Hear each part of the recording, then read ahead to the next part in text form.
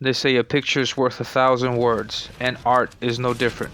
From sketches to pinups to everything in between, this is Behind the Art.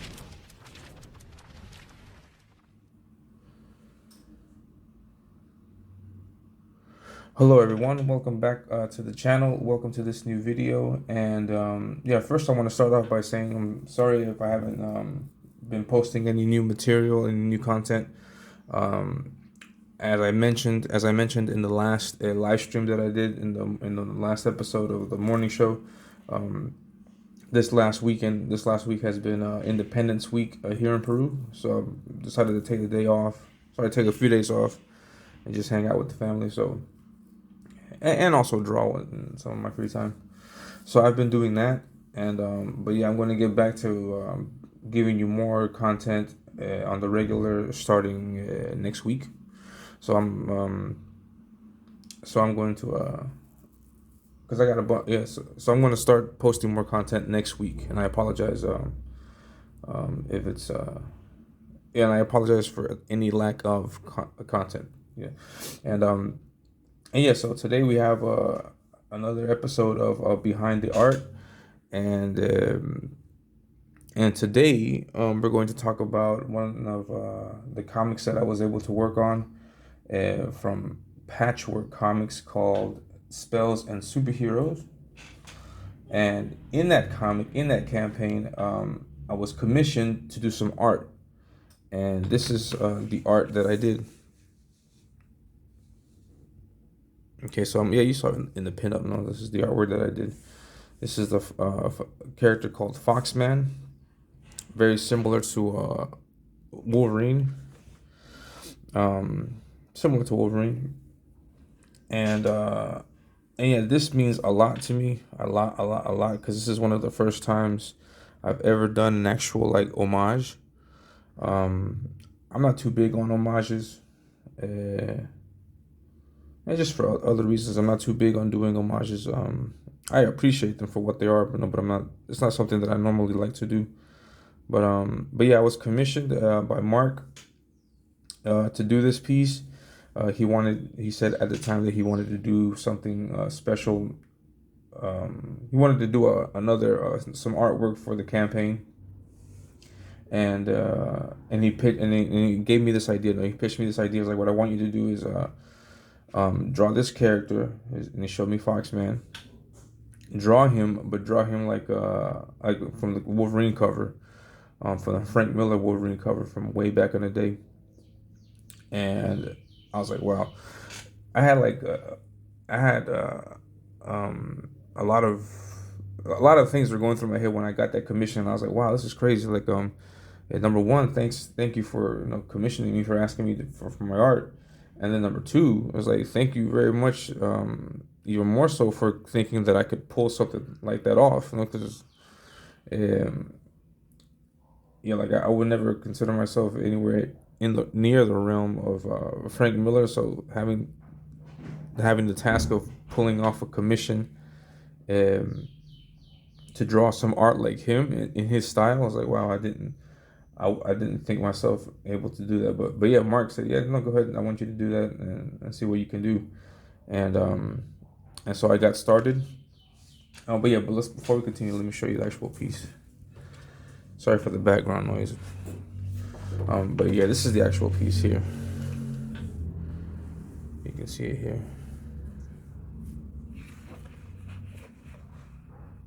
This is the actual piece.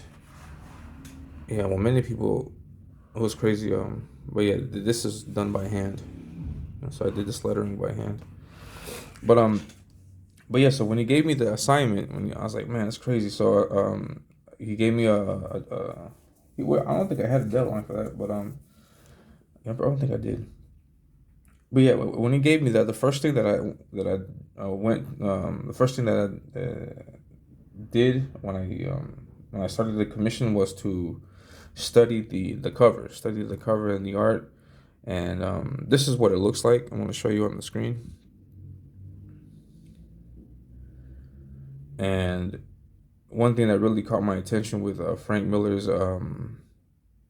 Wolverine cover was that I'm pretty sure that he didn't use microns and tech pens and things like that. I'm pretty sure he used a brush.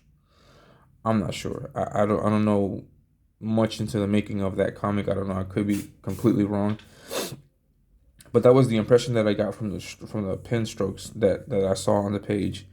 And so like it was daunting to me, having to replicate those kinds of strokes, because his stuff is very nice. It's very like the brush stroke just clean and crisp all the way through. And I was like, man, I don't know if I could do that, but I tried. And and that was also one of the questions that I asked Mark. I was like, Mark, do you want me to draw this exactly as if he had done it, or do you want me to draw it in my style? And he told me, mix it up, like do what you can from him, and then throw in some of your stuff in there to also. And that was a big relief, because I was like, okay, so it doesn't have to be like an exact copy of what Frank did. And I could of what Miller did. I could do a little bit of my own, put my own spin on it in some places.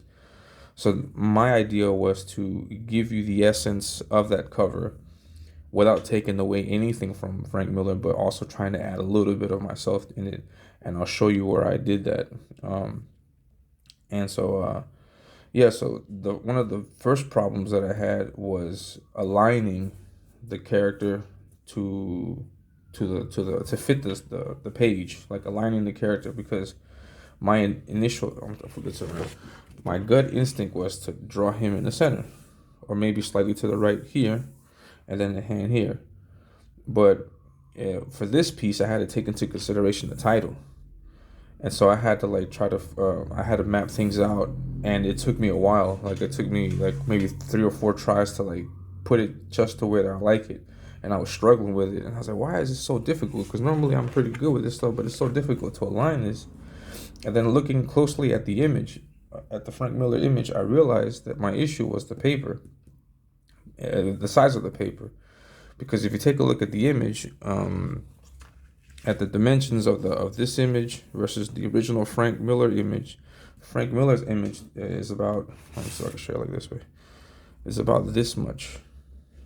So it's like about this much chunk that's extra on my piece. Like you have to like cut this off, and then that would be closer to what was actually the drawing space for him. No? Like you'd have to cut, not it wasn't this small, no, but it was, you'd have to cut like a strip, like, I'm sorry, you have to cut like a strip like this all the way down, and the paper would be a lot more narrow, and that would make it easier to like align things to where they needed to be. So I had that first challenge of like trying to like make the whole piece look like a cover, like it could look like a cover, and then aligning the characters, to aligning the parts of the artwork in the right spaces. So that was a challenge, and I had to go back over it a few times until I finally got it. At least until I finally got it to where I was happy with it, because one thing that was bugging me is that in the original of Frank Miller, this hand overlaps this area of the face a little bit, and I wanted the claws to come like overlapping his face a little bit, but it just wasn't working out. It just wasn't working out, so I had to push it back to the left, and I tried to get it as close as I could, but also wanted to like also not leave so much dead space on this side. So yeah, this is where it ended up being. And once I finally aligned it, I just went ahead and went to work, and I did the ink work. The ink work was another challenge, because with the ink work, he's got strokes like this. I don't know if you can see this, like this, where it's like a little bit thicker line all the way around. Not like this one though, because this is a little bit, well, it looks pretty good, but his stuff was really crisp, and I was like, man, I don't know how I'm gonna pull this off. And he had it all over the face and everything. So I just tried my best. I got a piece of paper, and I was just like practicing before I actually got down to it. And I studied the shadows, like where he put the shadows, and then he put the shadows here around this side of the nose in the center. He did the cheeks. He did, it's like a strip of black right here, like in the center part. So I did that under his eyebrows, and so yeah, I tried my best to work that in and and emulate that. And so when it came time to inking, yeah, I was struggling with it, just making sure that I got the strokes right. Um, I was taking a look at where the light source is at. He's playing here with this rim lighting here, with the rim lighting here and here. And so I just tried to emulate that as best as I could and try to give it a look as if it was done in brush. I don't know if I pulled it off, but I just tried my best with it. And and uh and yeah, once I saw it, once I got it done, I had to go back and just fill in some areas because I didn't want to have too much black, too much white areas. I wanted to fill it up a little bit with some cross hatching and some black. And so this area here of the neck is mine. This was not in the original piece. Not as intricate. Not as detailed. Not as, you can see these veins here, but not to that detail in the original. Also, I had to do this thing with the ears. That's not in the original. And you can see here, for example, I made a few mistakes. Not mistakes, but just had changes in the way that I wanted to approach the ears. So I have a little bit of white out here, white out on the head here. I got white out over here also. And if you've seen any of my videos, you know I hate whiteout. I hate using whiteout. But yeah, I had to use it for that and had no other choice. And yeah, and then I did the piece. I did as much as I could, as best as I could, and it came out great in my opinion. I really like how it came out, and yeah, I did my best with the hatching here. I did cross hatching right here, which Frank didn't do too much in the original. I did cross hatching here on the cheek. I did what else? I did cross hatching here around the collarbone. Here in this, I did this hatching here, trying to accentuate his chest, one side and then the other side of his chest. Also here on the strap here, I did some of this cross hatching.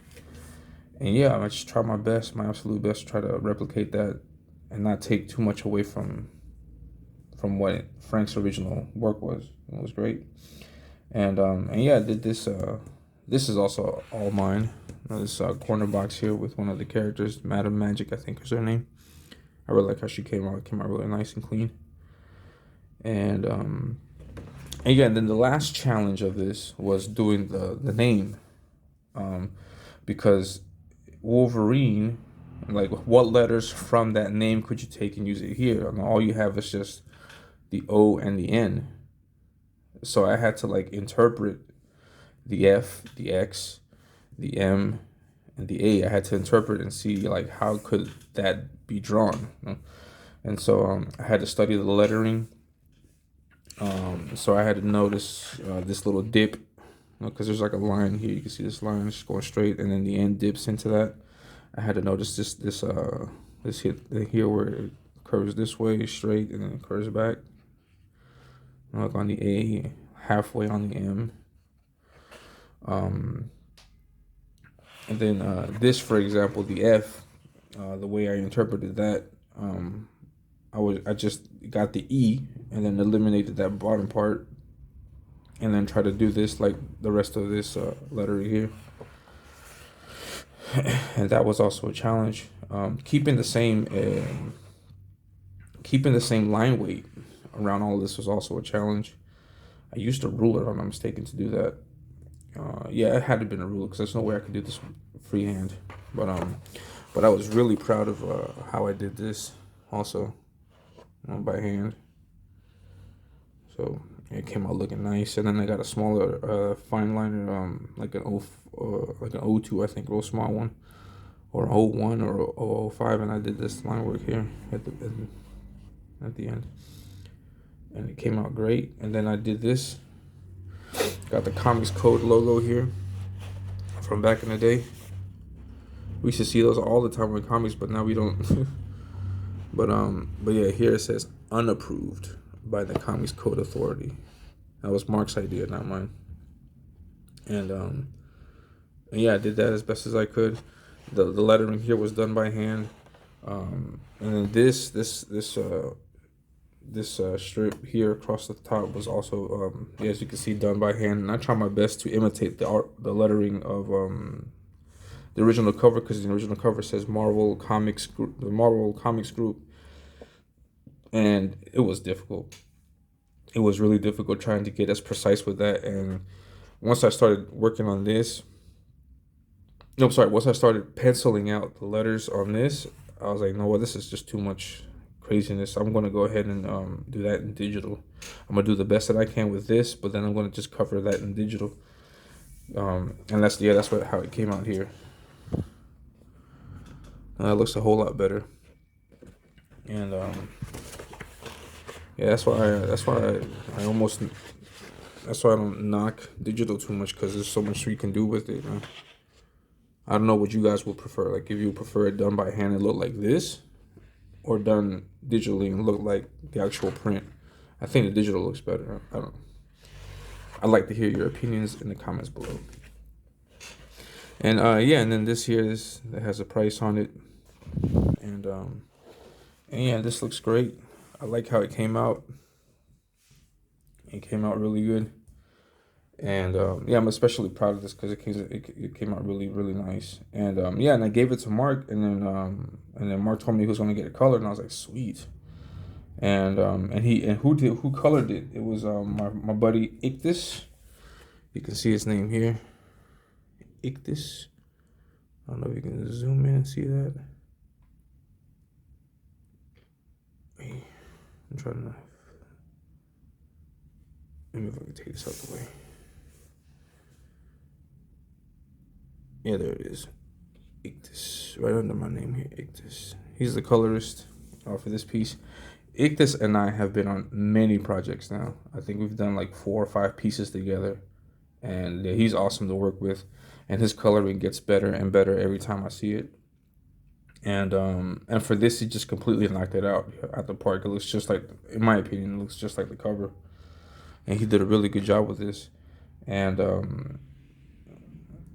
I'm glad they went with this, because Ictus had sent us two versions of the colors, one with a different color background.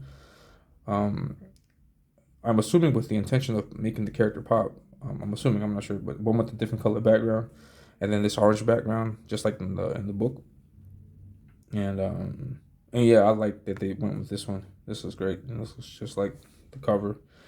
And yeah, it was great to be part of the project. This is from Spells and Superheroes, and this is the character Foxman, who resembles a little bit Wolverine. And yeah, man, it's just awesome being part of this. And yeah, this is the art. I try my best with it. I hope you like it. There it is right there. And I did this by hand. Oh, that's crazy. Yeah, when I revealed the art, also there was like a launch stream. I think it was a launch stream or just a celebration stream of the book. I was on a stream with Patchwork. Gambino was there. Pedro Ang was there. J, Jacob was there also, and the Patchwork crew was there. And I showed them the art, and I liked, and they were all surprised that this was my hand. They thought that I had done this in digital, but no, I did this by hand. And yeah, it was cool to see that. Really cool. And yeah, I mean, then after I finished doing the work, and Marrk had asked me to send it to him, to send this piece to him, and I really would have wanted to do that, but the shipping is expensive out there. Hopefully one day I can find a way to like just sneak it in somewhere and then get it sent to him, because I would really like for him to have this, because this is his idea, and he really, really likes this artwork, and I think it would be great if I could send it to him, and I'll make sure, I'm gonna do my best to try to get it to him one of these days. I'll just surprise him out of the blue, and then try to send it to him. And maybe if I can save up some money for that, I could probably do it out of my own pocket. We'll see what happens. I'm not sure, but we'll see what happens. And yeah, so this is the Foxman piece. I'm gonna put all of the information for Marrk and everybody in Patchwork in the description. So please be sure to check out and follow them on Twitter and all the social media. They have a YouTube channel also. Check them out. I know that Marrk has a show with Pedro Ang, and they stream a lot. So please be sure to check them out.